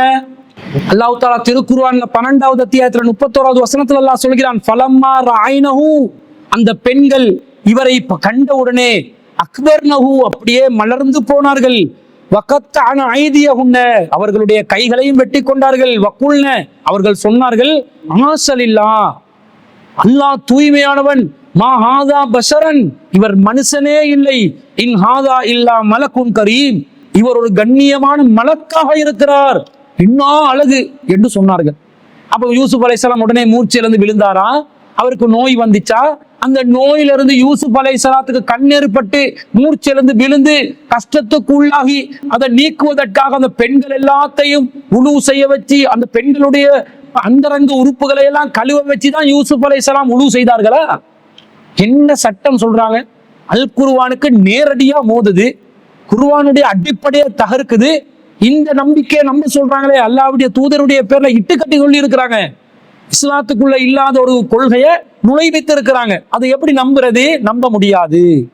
அல்லாஹ் தஆலா நமக்கு ஒரு தீங்கை ஏற்படுத்துறதா இருந்தா அது எல்லாம் எப்படி ஏற்படுத்துறான்? திருக்குர்ஆன் 9வது அத்தியாயத்துல 51வது வசனத்துல சொல்கிறான், குல்லை யுஸீபனா, எங்களுக்கு எந்த தீங்கும் வராது என்று சொல்லுங்க, நபியே சொல்லுங்க, இல்லாமா கதபல்லாஹு லனா, அல்லாஹ் நமக்கு ஏற்படுத்திய தீங்கை தவிர, உவ மௌலானா, அவன் தான் எங்களுடைய பாதுகாவலன், வஅலல்லாஹி ஃபல்யதவக்கலில் முஃமினூன், மூமின்கள் அல்லாஹ் மீது தான் தவக்கல் வைக்கணும் என்று அல்லாஹ் சொல்றான். அல்லாஹ்விடமிருந்து தீங்கு வர எவனுடைய கண்ணாலையும் வராது.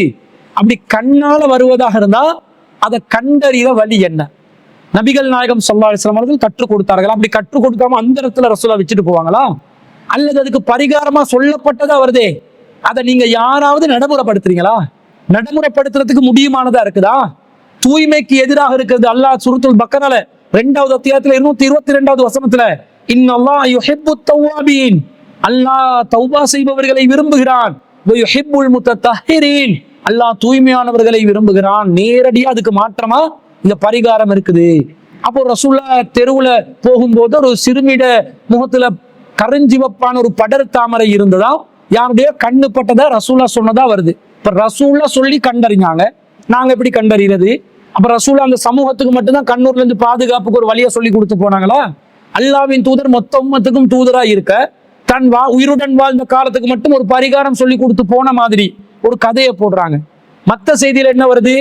ஜாபிர் இப்னு அபூ தாலிப் ரலியல்லாஹு அன்ஹுடைய குடும்பத்துக்கு கண்ணூரால் பாதிப்பு வந்ததாக சஹீஹ் முஸ்லிம்ல 4423வது செய்தி என்ன சொல்லுது? காலத்துலா வலாக்கினுல் ஐனு துஸ்ரிஉ இலைஹிம், இவங்களுக்கு அடிக்கடி கண்ணூர் படுதாம், அதனால அந்த குடும்பம் வறுமைக்குட்பட்டு விட்டார்கள், நோய்க்கு உள்ளாகி விட்டார்கள். வறுமையும் நோயும் ஏற்பட்டுச்சாம். வறுமையும் நோயும் கண்ணுதான் ஏற்படுத்துமா? அல்லாஹ் ஏற்படுத்துவானா? அல்லாஹ் தான் வறுமையை ஏற்படுத்துபவன், அல்லாஹ் தான் நோயை ஏற்படுத்துபவன். இதெல்லாம் கண்ணை கொண்டு போயிட்டு அல்லாஹ்வுடைய இடத்துல வச்சு ஷிர்க் பண்றாங்களா இல்லையா? இந்த ஷிர்கான கருத்தை இஸ்லாம் ஆதரிக்குமா? ஒரு ஷிர்க்குக்கு வக்காலத்து வாங்கும் ஒரு கருத்தை ஹதீஸ் என்ற பேர்ல அறிவிப்பாளர் வரிசை நம்பகமான நிலையில் அறிவிக்கப்பட்ட நாங்க ஏற்றுக்கொள்ளணுமா? ஏற்றுக்கொள்ள முடியாது. ஷிர்க்குக்கு ஆதரவாக வரக்கூடிய எந்த கருத்தும் எந்த நபிமொழியும் ஹதீஸாக வராது. எனவே கண்ணீரை விட்டு பாதுகாப்பு தேடக்கூடியதாக வரக்கூடிய ஹதீஸ்களும் இதன் அடிப்படையில் நிறுத்தி வைக்கப்பட வேண்டிய ஹதீஸ்கள், ஏற்றுக்கொள்ளத்தக்க நிலையில் இல்லாத செய்திகள் என்ற முடிவுக்கு வரணுமே தவிர, கண்ணீர் என்ற பேர்ல மக்களை பயமுறுத்தி ஏமாத்தி நிறைய பேரு பொருளாதாரத்தை சூறையாடி கொண்டிருக்கிறார்கள் என்பது தெல்ல தெளிவாக விளங்குகிறது. அல் குர்ஆனுக்கு மாற்றமாக, நிதர்சன உண்மைக்கு மாற்றமாக, இஸ்லாத்தின் அடிப்படைக்கு மாற்றமாக இருக்கக்கூடிய இந்த கண்ணீர் என்பதை நாங்கள் ஒருபோதும் ஏற்றுக்கொள்ள கூடாது என்பதுதான், அதுவும் ஒரு மூட நம்பிக்கை என்பதுதான் இஸ்லாத்தின் அடிப்படையாக இருக்கிறது என்பதை இந்த கேள்வி கேட்டவர்கள் அனைவர்களுக்கும் பதிலாக நாம் பதிவு செய்து கொள்கிறோம். இன்னொரு சகோதரர், அவருடைய பேர் முஹம்மத், ஜித்தா, சவுதி அரேபியால இருந்து கேட்கிறாரு, சூரத்துல் பக்கராவை கடைகளிலோ வீடுகளிலோ அல்லது எங்கு ஓதினாலும் பரக்கத் கிடைக்கும் என்றும் மற்றும் அதை ஓதாவிட்டால் கை சேதம் என்றும் மற்றும் வீணர்கள் நம்மீது சக்தி பெற மாட்டார்கள், செய்வினை சூனியம் ஆகியவை நம்மீது தாக்காது என்றும் இந்த ஹதீஸ் முஸ்லிம் நூலில் உள்ளதாக முஃபாரிஸ் தாஜுதீன் ரசாதி அவர்கள் இந்த ஹதீஸை சொல்ல நான் கேட்டேன். இது சரியான ஹதீஸ் தானா? இதை நாம் ஓதலாமா என்று கேட்கிறார். அதாவது முஃபாரிஸ் ரசாதி என்று சொல்லக்கூடிய ஒரு தாய் ஒருவர் சஹீஹ் முஸ்லிம்ல வரக்கூடிய ஒரு செய்தியை மேற்கோள் காட்டி, இது சூனியம் செய்வினா பலிக்காது, பக்கரா அத்தியாயத்தை ஓதினீங்கண்டா கடையில இருந்தாலும் பரக்கத் கிடைக்கும், வீட்டுல இருந்தாலும் பரக்கத் கிடைக்கும், எங்க இருந்தாலும் பரக்கத் கிடைக்கும் என்று ஒரு செய்தியை சொல்லியிருக்கிறார். அது சரியாண்டு கேட்கிறாங்க. அவரு மேற்கோள் காட்டின ஹதீஸ் சஹீஹ் முஸ்லிம்ல 1470வது செய்தியா இருக்குது. எப்படி வருதுன்னு சொன்னா, நபி ஸல்லல்லாஹு அலைஹி வஸல்லம் சொல்றாங்க, இக்ராஉல் குர்ஆன், குர்ஆனை ஓதுங்க, ஃபஇன்னஹு யஅதி யௌமல் கியாமத்தி ஸஃபிஅன் லிஅஸ்ஹாபிஹி, அது மறுமை நாளில் அதை ஓதியவர்களுக்கு பரிந்துரை செய்யக்கூடியதாக வரும். இக்ராஉஸ் ஸஹ்ராவைனில் பக்ரத வ சூரத ஆலி இம்ரான, குர்ஆன்ல இருக்கிற ஒளிச்சுடர்களான அல் பக்ரா மற்றும் ஆல இம்ரான் அத்தியாயங்களை ஓதி வாருங்கள். ஃபஇன்னஹுமா யஅதியானி யௌமல் கியாமத்தி கஅன்னஹுமா கமாமதானி அவ் கஅன்னஹுமா கயாயதானி அவ் கஅன்னஹுமா ஃபிர்கானி மின் தைரின் சவாஃபா, அது மறுமையில் இரு மேக கூட்டங்களை போன்றும் அல்லது சஃப்புகளாக அணிவகுத்து பறக்கும் பறவைகளை போன்றும் மறுமையில் உங்களுக்கு காட்சி அளித்து துஹாஜானி அன் அஸ்ஹாபிஹிமா, அந்த 2 அத்தியாயங்களை ஓதியவர்களுக்காக அது பரிந்து வாதிடும் என்று ரசூலா சொல்லிவிட்டு, இக்ராஉ சூரத்தல் பக்கரதி, சூரா பக்கராவை நீங்கள் ஓதுங்கள், ஃபஇன்ன அஹ்தஹா பரக்கா, யார் அதை பற்றி பிடித்துக் கொள்கிறார்களோ அவர்களுக்கு பரக்கத் கிடைக்கும், வ தர்கஹா ஹஸ்ரா, யார் அதை விட்டு விடுகிறார்களோ அவர்களுக்கு நஷ்டம் ஏற்படும், வலா யஸ்ததிஉஹல் பதலா, வீணர்கள் பாத்திலானவர்கள் அதன் மூலம் சக்தி பெற மாட்டார்கள் என்று இந்த செய்தியில வருது. இதுல அந்த குறித்த அழைப்பாளர் சொன்னதை போன்று பக்கராவை ஓதினால் பரக்கத் கிடைக்கும், அதை விட்டவர் நஷ்டம் அடைவார் என்பது உண்மை. ஆனா வலா தஸ்ததிஉல் பதலா, அதை பாத்திலானவர்கள் அதன் மூலம் செயலிழந்து போவார்கள் என்பதற்கு பதிலாக அவர் சூனியக்காரர்கள் அதன் மூலம் செயலிழந்து போவார்கள் என்று சொல்லி ஒரு செய்தியை சொல்லியிருக்கிறாரே, அது தவறான கருத்து. அந்த ஹதீஸ்ல மூல மொழியில வலா தஸ்ததிஉல் பதலா என்று இருக்கிறதே தவிர வலா தஸ்ததிஉஹ ஸஹரது என்று வரவில்லை. அதன் மூலம் சூனியக்காரர்கள் செயலிழந்து போவார்கள் என்று வரவில்லை. ஆனால் அதில் அறிவிப்பாளர் என்ன செய்கிறார், இதை அபூ உமாமா அல் பாஹிலி ரலியல்லாஹு அன்ஹு அவர்கள் அறிவிக்கிறார்கள். இதர் ஒரு முக்கியமான அறிவிப்பாளரான முஆவியா பின் ஸல்லாம் ரஹ்மத்துல்லாஹி அலைஹி அவர்கள் சொல்கிறார், கால முஆவியா சொல்கிறார், பலகனி, எனக்கு கிடைத்தது, அன்னல் பத்தலக ஸஹரது, பத்தலா என்று சொல்வது சூனியக்காரர்கள் தான் என்ற ஒரு கருத்து எனக்கு கிடைத்துள்ளது என்று சொல்கிறார். இது முஆவியா என்ற அறிவிப்பாளருக்கு கிடைத்த செய்தியாக வருகிறது. ஆனா அது யாரிடமிருந்து அவருக்கு வந்துச்சு, யாரு சொன்னதாக வந்துச்சு, ரசூலா சொன்னதாக வந்தது என்று வந்ததா? வரவில்லை. ரசூலா தான் பத்தலா என்பது சூனியக்காரர்களை குறிக்கும் என்று சொல்லி இருந்தால், அவர் சொன்ன அந்த முஃபாரிஸ் தாஜுதீன் ரசாதி சொன்னதை போன்று இது சூனியக்காரர்களுடைய தாக்கமும் பக்கரா மூலம் ஏற்படாது என்ற கருத்துக்கு வரலாம். அது ரசூலா சொன்னதா வந்துச்சா? வரவில்லை. முஆவியா என்பவர் யாரிடமிருந்து அந்த கருத்து வந்தது என்பதை அவர் அறிவிக்கவும் இல்லை. அப்ப எப்படி அந்த கருத்தை ஏற்றுக்கொள்றது? பத்தலா என்பது வீணர்களை குறிக்கக்கூடிய சொல் என்பதற்கு அல் குர்ஆன்ல நிறைய இடங்கள்ல சான்றுகள் இருக்குது. 8வது அத்தியாயத்துல 8வது வசனம், 17, 81, 21, 18, 22, 62, 31, 30, 34, 49, 41, 42, 42, 24, 47, 3 ஆகிய அனைத்து வசனங்களிலும் பத்தலா என்பது வீணர்களை குறிக்கும். பாத்திலானவர்கள் என்றால் வீணர்களை கொடுக்கும். வக்குல் ஜாஹல் ஹக்கு, சத்தியம் வந்து விட்டது, வஸஹகல் பாத்திலு, பாத்தில் வீணானது அழிந்து விட்டது. பத்தலா என்றா பொய்யர்கள் வீணானவர்கள் என்ற கருத்தில் வருகிறதே தவிர சூனியம் என்ற கருத்தில் வரவில்லை என்பது அல் குர்ஆன் பார்வையில நமக்கு தெளிவாக புரிகின்ற நேரத்துல அறிவிப்பாளர் தனக்கு யாரு சொன்னது என்பதை அறிவிக்காமல், அது ரசூலுல்லாஹ்விடமிருந்து தொடர்பு படுத்தாமல் வெறுமனே சொன்ன ஒரு செய்தியை வைத்து இதன் மூலம் சூனியக்காரனுக்கு தாக்கம் ஏற்படுத்தலாம் என்று சொன்ன கருத்தை நாங்கள் மறுக்கிறோம். அந்த கருத்து பிழை. வீணா போன காரியங்கள் இருக்குதே, வீணான காரியங்கள் யாரெல்லாம் வீணானதை செய்ய நினைக்கிறாங்களோ அதன் மூலம் இந்த சூரா பக்கராவை ஓதுறவங்களுக்கு எந்த பாதிப்பும் ஏற்படுத்த முடியாது. அந்த வீணா போனவர்களுடைய வீணான செயல்களால் சூரா பக்கரா ஓதுறவங்களுக்கு எந்த இழப்பும் வராது என்று புரிந்து கொள்ள வேண்டுமே தவிர சூனியம் செய்வினை போன்றவைகளால் பாதிப்பு ஏற்படுத்தாது சூரா பக்கரா என்ற கருத்து அதில் வராது என்பதை புரிந்து கொள்கிறோம். அப்ப பக்கரா ஓதினா பரக்கத் கிடைக்கும், மாற்று கருத்து இல்லை. அது எங்க ஓதினாலும் பரக்கத் கிடைக்கும். அதே மாதிரி நஷ்டத்திலிருந்து நாங்க பாதுகாப்பு பெறுவோம், அதுவும் சரியானது. மூணாவதா சொல்லப்பட்ட சூனியம் செய்வினை தாக்காது என்பது தவறு. வீணானவர்களுடைய வீணா போனவர்களுடைய வீணான செயற்பாடுகள் நமக்கு எந்த தாக்கத்தையும் ஏற்படுத்தாது என்ற அர்த்தம் தான் அந்த சஹி முஸ்லிம் ஹதீஸுக்கு கொடுக்கணும். இந்த முக்காடு போட்ட முஃபாரிஸ் ரசாதி அவர்களை அவர் சொன்ன இது மட்டுமல்லாத பல விஷயங்களுக்கு பல மணித்தியாலங்கள் விரிவாக அவருடைய கட்டின்களை போட்டு மறுப்பு சொல்லி இருக்கிறோம். இதுவரைக்கும் வாய திறக்கல. அதை நினைவுபடுத்துவதற்குரிய ஒரு சந்தர்ப்பமாகவும் இதை நாங்கள் பதிவு செய்து கொள்கிறோம். இந்த சூனியத்துக்கு தாக்கம் இருக்குது, கண்ணீருக்கு தாக்கம் இருக்குது, கருஞ்சீரகத்துக்கு மௌத்தை தவிர எல்லாத்துக்கும் மருந்து இருக்குது என்னெல்லாம் சொல்லி நிறைய பில்டப் பண்ணி பொய்யான செய்திகளை எல்லாம் பரப்பி வராங்களே. சலஃபி வட்டத்தில் உள்ள அனைவருக்கும், இந்த முஃபாரிஸ் ரசாதி உட்பட அனைவருக்கும் பல விஷயங்களை நாங்க மறுப்பு சொல்லியிருக்கிறோம். யாரும் வாய் திறக்க மாட்டேன்றாங்க. முஃபாரிஸ் ரசாதி அவருக்கு பிரத்யேகமா பதில் சொல்லியிருக்கிறோம், வாய் திறக்கிறாங்க இல்ல. அதே மாதிரி சிலாபம் சதாத்துக்கு சொல்லியிருக்கிறோம், வாய் திறக்கிறார் இல்ல. அதே போன்று ஃபர்சான் நலீமிக்கு சொல்லியிருக்கிறோம், வாய் திறக்கிறார்கள் இல்ல. இஸ்மாயில் சலபிக்கு சொல்லியிருக்கிறோம், முர்ஷித் அப்பாசிக்கு சொல்லியிருக்கிறோம், யாரும் வாய் திறக்கல. விஷயத்துல வர்றாங்கல்ல, முர்ஷித் அப்பாசி கூட தனிப்பட்ட விமர்சனங்கள்ல வந்தாரே தவிர மார்க்கமுள்ள அடிப்படை விஷயங்கள்ல வரல. அப்ப இதையும் சேர்த்து ஒரு பதிலாக நீங்கள் எல்லாம் வாங்க, இந்த செய்தியை மக்களுக்கு பரப்பி மக்களை வழிகெடுக்கிறீங்களே, இதை நேருக்கு நேர்ந்து விவாதித்து ஒரு முடிவு கட்டுவதற்கு வந்தால் இது போன்ற சகோதரர்கள் குழம்பி போக மாட்டாங்க. இதுல என்ன உள்ளடக்கம், எது சரி எது பிழை என்பதை மக்கள் புரிந்து கொள்வதற்கு இலகுவாக இருக்கும் என்பதையும் மேலதிக தகவலாக அந்த சகோதரர் கேட்ட கேள்விக்கு அதையும் நாங்கள் இன்சர்ட் பண்ணி ஒரு பதிலாக பதிவு செய்து கொள்கிறோம். எனவே சூரா பக்கரா ஓதினால் ஒரு பரக்கத் கிடைக்கும், நஷ்டம் ஏற்படாது.